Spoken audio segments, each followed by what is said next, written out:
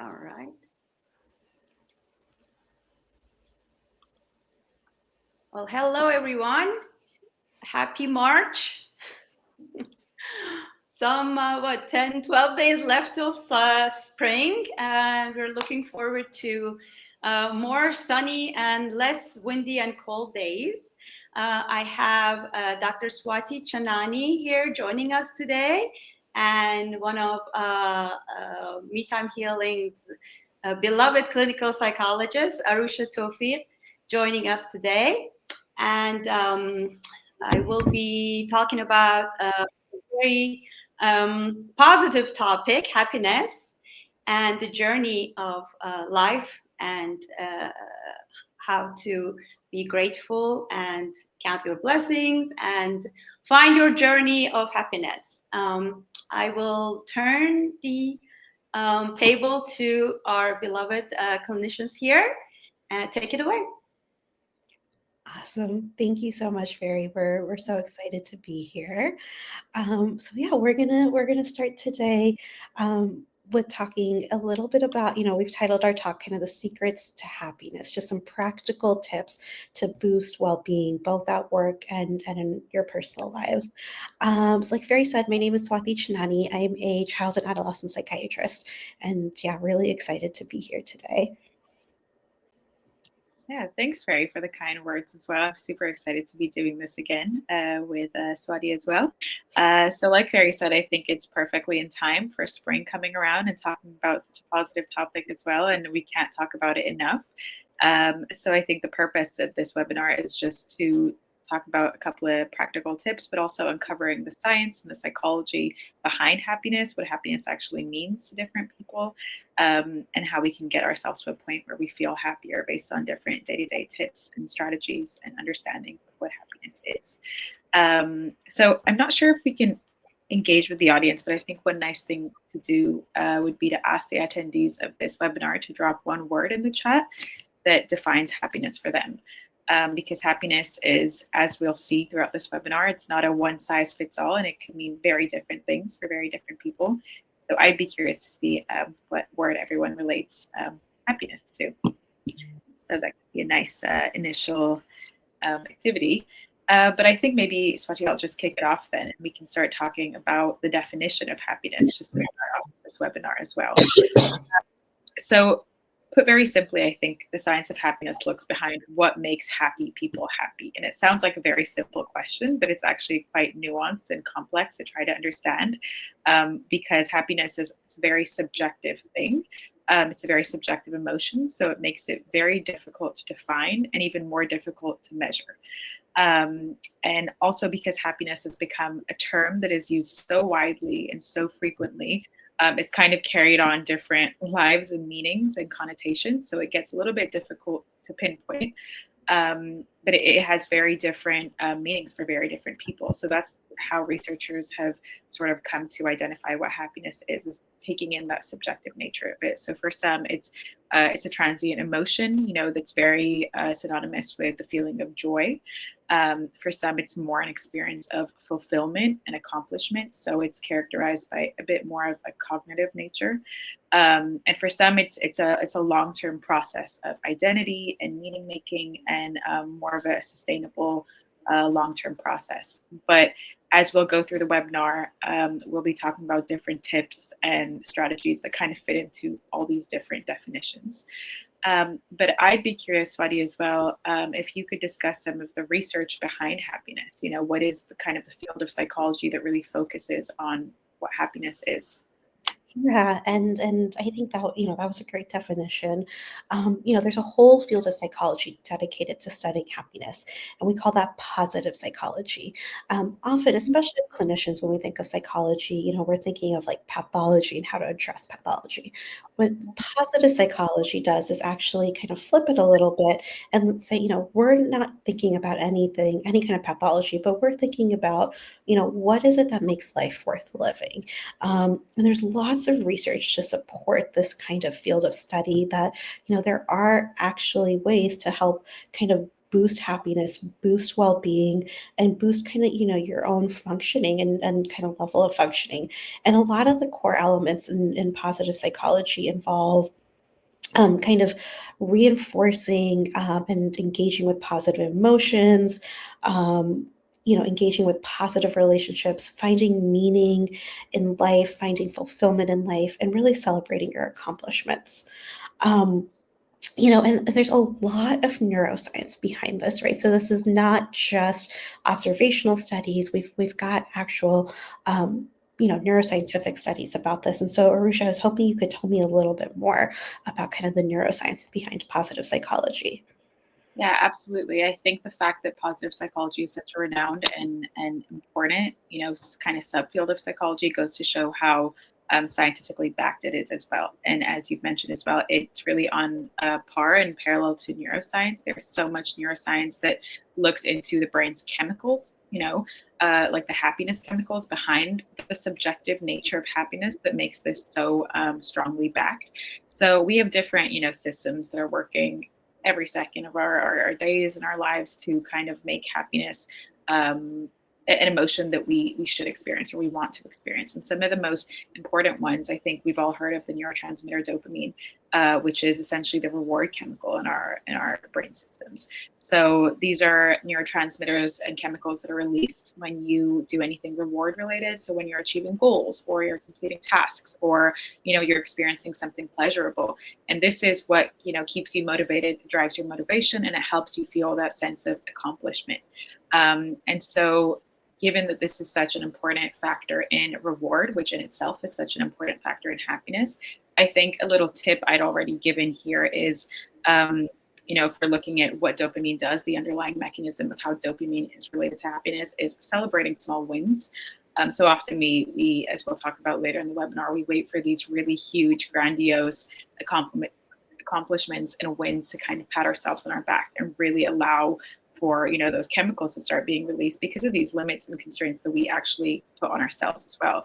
So I think one thing is already kind of hijacking that system is allowing yourself the opportunity to celebrate these small wins and making that a habit for yourself as well, and setting more manageable goals. So in a previous webinar we talked about burnout at work, and often it's because we set these huge goals that they almost seem so out of reach, specifically within a given time frame, and it's almost like a little bit of self-sabotage and kind of like shooting ourselves in the foot till we get to that point. So one thing I do is really break those down, celebrating those small wins, setting those goals so you can trigger that dopamine release as well. So that's actually an intentional choice you can make for yourself and start setting into your day-to-day life and habits. Another one is also serotonin, which is the mood stabilizer, which is the neurotransmitter involved and responsible for your focus and your calm. So this is what regulates your mood, your sleep, your appetite, all of which has a huge, significant impact on, the experience of happiness.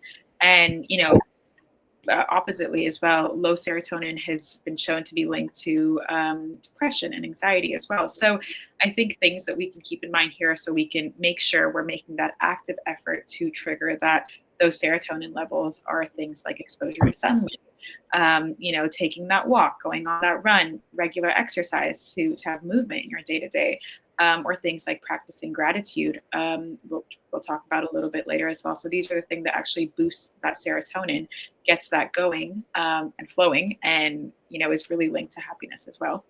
The next one is oxytocin, which is the love hormone. So this is really released during bonding moments, physical touch, acts of kindness. So these are things that are very centered on social connection, and trust and relationships as well. So it's no wonder that, when you speak to someone about how we can be happy, these are kind of the things that come up, right? Regular exercise, relationships. It's because there's such a strong neuroscientific background to all of these different things. And I think often we forget how, backed it is by neuroscience as well. And understanding can help us get to that point.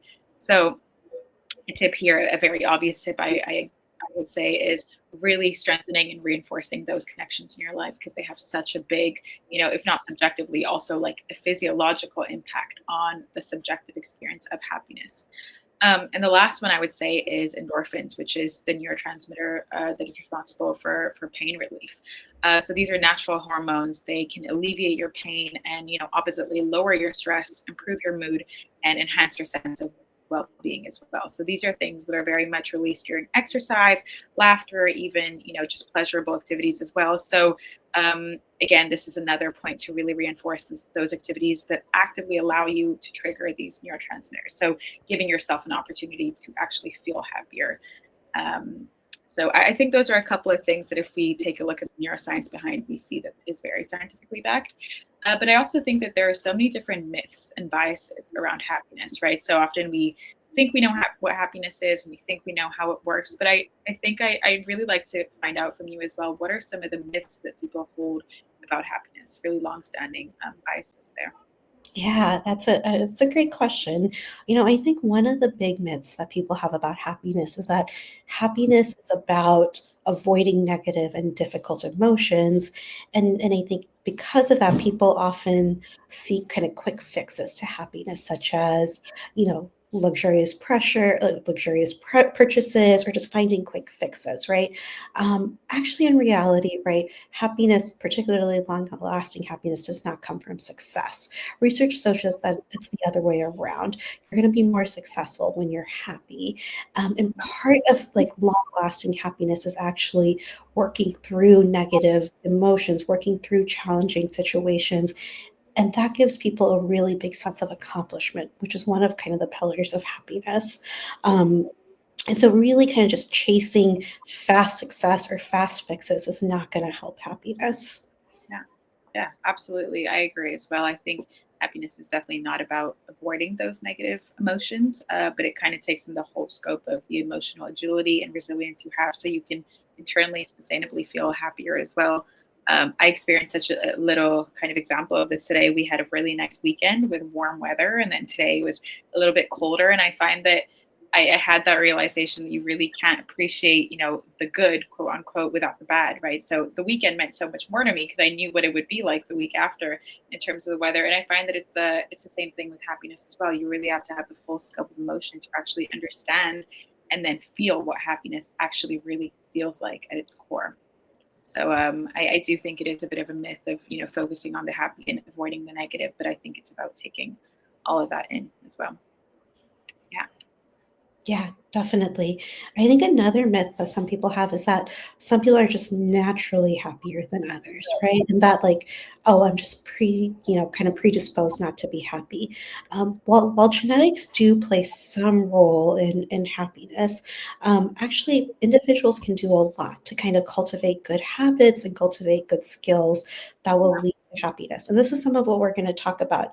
What can you do to boost your own happiness? And in fact, kind of taking that control and taking those positive steps will actually lead to more happiness than just thinking, oh, this is something that will kick in, either with genetics or with a pill or something like that. Right. I agree. I think often people do have that myth of the genetic aspect. And while that definitely is an aspect, it could completely work the other way around, right? So you could be generally predisposed to these things, but not have the environment around you or those habits in your day to day life, which bring that out as well. So it really, it goes hand in hand, I think, as well. And I find that another myth that people have too, are that just as humans, we're quite biased, just inherently biased. And when it comes to happiness, I think research has shown that we're actually quite surprisingly bad at anticipating what future happiness for us can look like. So, we overestimate how joyous, that big promotion can be, or at least how long lasting it can be.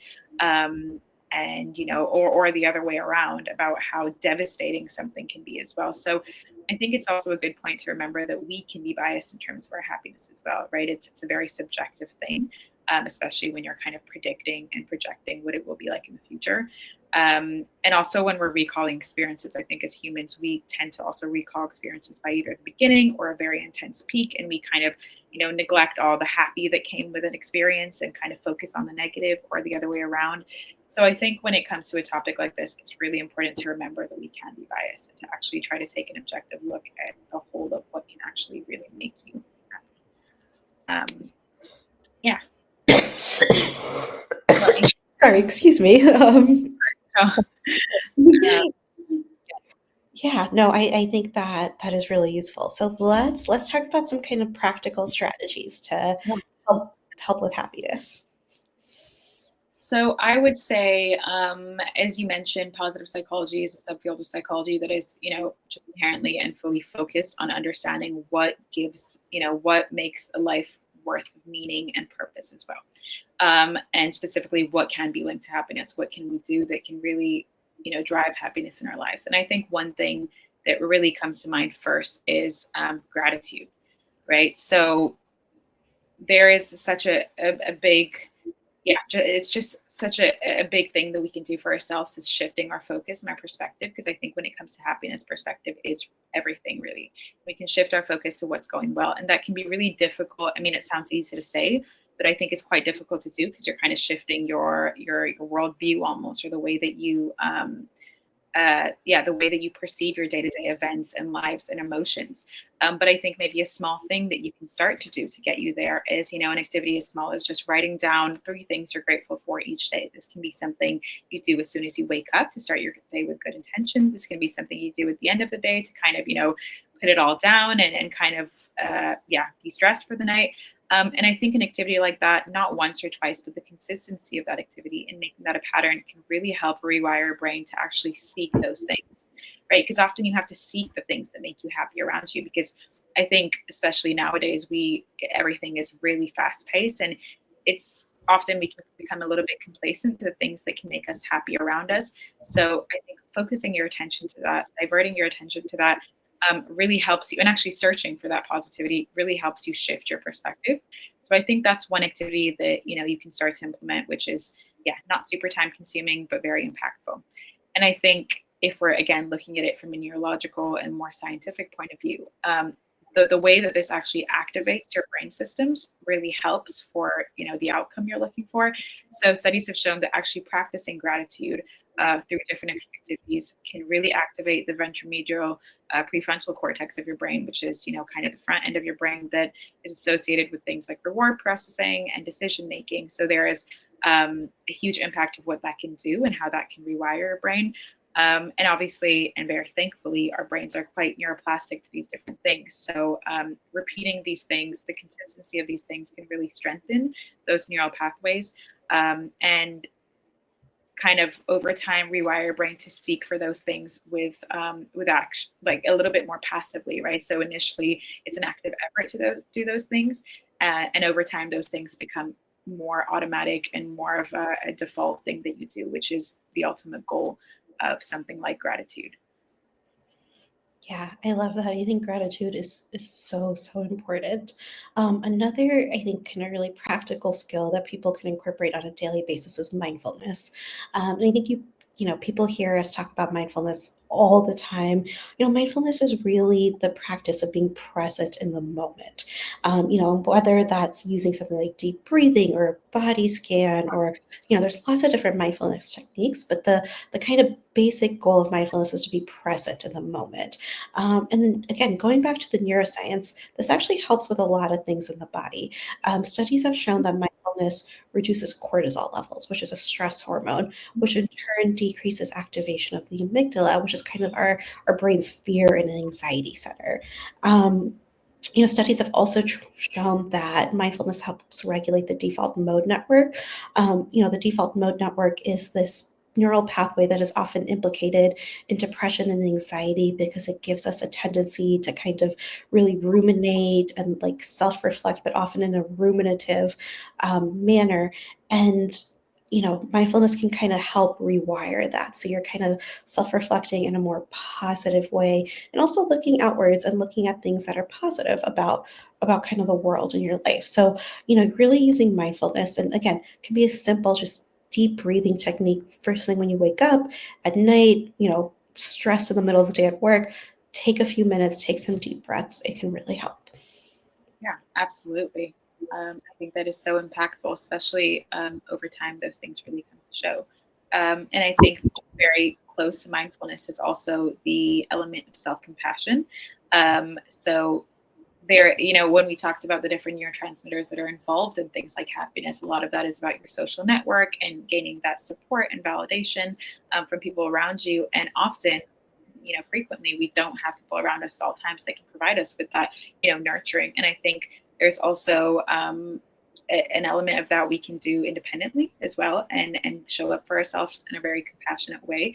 And I think treating yourself with compassion and with kindness, especially during failure or hardship, the way that a friend would, or someone cared or loved one would, really can contribute to that feeling of happiness over time, right? So how that works behind the scenes is also very similar to, mindfulness and cortisol, but this would work, with regards to oxytocin, right? So self-compassion can actually help the flow of oxytocin, which is the bonding hormone that we were talking about. You can promote that feeling of safety within yourself and that feeling of connection and trust within yourself as well. Oppositely as well, what you want to do is not only nurture those feelings, but also lessen the feelings of panic, and that fright within yourself and that threat response. So showing up for yourself compassionately also helps you lower those stress hormones, those stress responses. It can help calm your body's fight or flight response, and also it can help activate your parasympathetic nervous system, which is your the system that helps you actually, it's kind of like works oppositely to the fight or flight. So it helps you rest and digest, and it brings you down to that calming state. So I think both mindfulness and self-compassion are, they're life practices that you nurture and you build over time. And it starts as small, exactly like what you mentioned. It starts as small as one activity a day. It starts as small as choosing not to beat yourself up about something, minor during the day, a mistake at work, or something you may have accidentally said. Or it's those choices that build up over time, that all directly and indirectly kind of feed the happiness that you experience over time. Yeah, it's self-compassion is so important. I think building on that, right? Some other things you can do kind of to boost happiness are some lifestyle kind of modifications, right? So getting enough exercise, getting some healthy nutrition, and then engaging in like enjoyable hobbies, right? There's lots and lots of science about how exercise helps boost dopamine levels, helps boost endorphins. So it kind of reinforces those things that give us positive, make us happy. It doesn't have to be that much. It does not have to be strenuous at all. But 20 to 30 minutes of just some kind of movement, whether that's walking or yoga or dance or running, whatever you find enjoyable. Incorporating some exercise really helps a lot with happiness.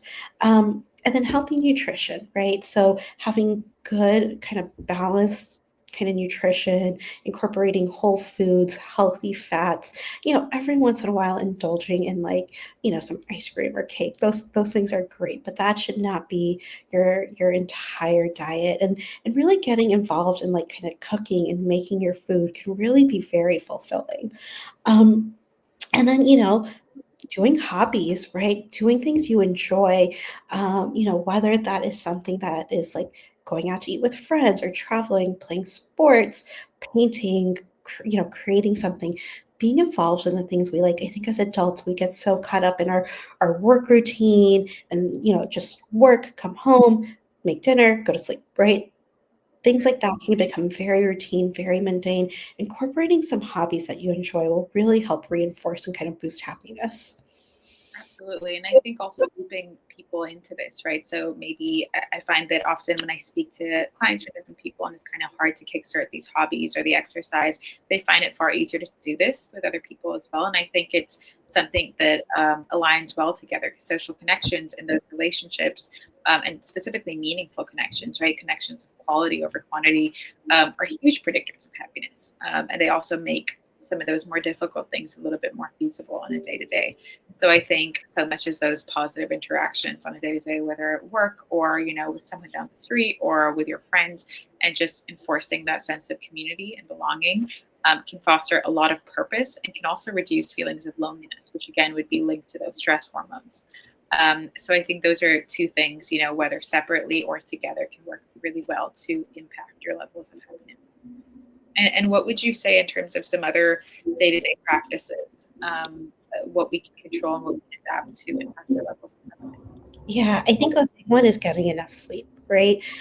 Sleep is very, very restorative, especially like that deep REM sleep that we get. It helps a lot with emotion regulation. So focusing on getting, at least 7 to 9 hours of sleep a night, having little screen time before you go to sleep to kind of help boost good quality sleep. very important.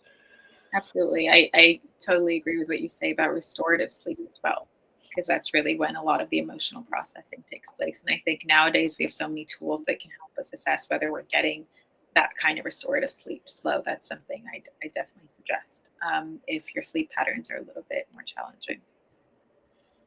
And I think another one that comes to mind for me is just generally the idea of self-care. So all of these things are different practical strategies that we can, implement on a day-to-day. But I think what they all kind of fall under is that element of self-care. So what makes you happy? Actually answering that question for yourself, right? Because what makes me happy might be very different to what makes you happy. And I think checking in with yourself and assessing your emotional and physical state. So what is it that you need to make you happy, right? How do I answer that question? How do I find the answer? Who can I ask? What's worked for me before? What hasn't worked for me before? And I think one thing that really goes a long way is actually seeking professional advice or help, or just any therapeutic service in general, where we can actually help build that emotional awareness of what's making you happy or what's detracting from your happiness. And on the flip side, helping you build those regulation and coping and resilience skills that can actually impact your happiness, right? So one thing, for instance, is emotional awareness. I think is the foundation, right? So what are your emotions? Can I actually name my emotions? Does happiness fit in that pile, or does it not? Where is happiness in my day-to-day life?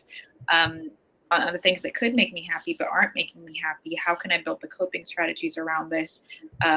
Things like journaling or meditation or breath work, like you mentioned, with regards to mindfulness, and also just changing, perspective and mindset. I mean, those things again sound really easy to say, but I think to really sustainably implement that, not only in one or two situations, but just as a way of living and a way of being, regardless of your context of what the situation could look like, is actually changing your mind into a growth mindset.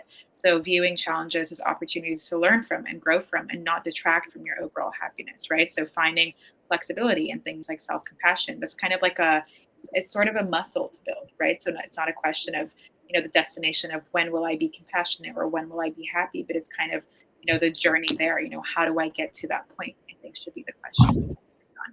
And things like self-care, whether that be emotional awareness or finding that hobby or finding that space for ourselves or seeking therapy for a growth mindset, all these things work neurologically, again, in the same ways that other strategies do as well, or other tips that we suggested do. So if we're talking about cortisol, the stress hormone, this intentional choice of self-care really helps lower those cortisol levels and activates our body's relaxation responses, right? So we're also, by choosing activities, a type of self-care is choosing activities that you would enjoy. Just the most minimal example, it actually triggers this brain's reward system and this pleasure system that we have as well.